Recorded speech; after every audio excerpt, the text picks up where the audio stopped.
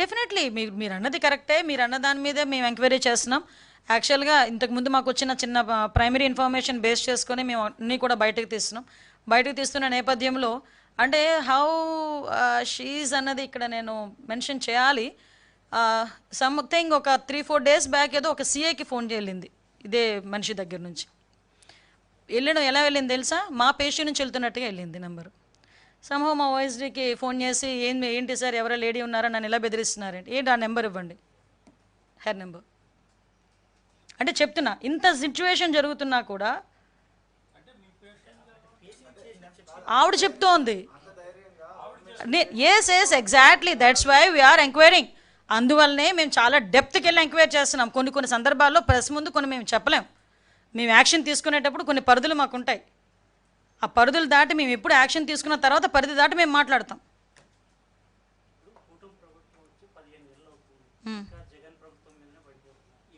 ఏం పడ్డామండి? ఎలిగేషనా ఇది వాస్తవాలా?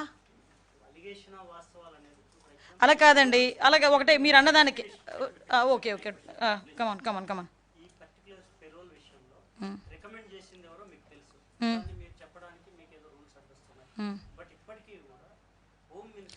ఒక విషయం నాకు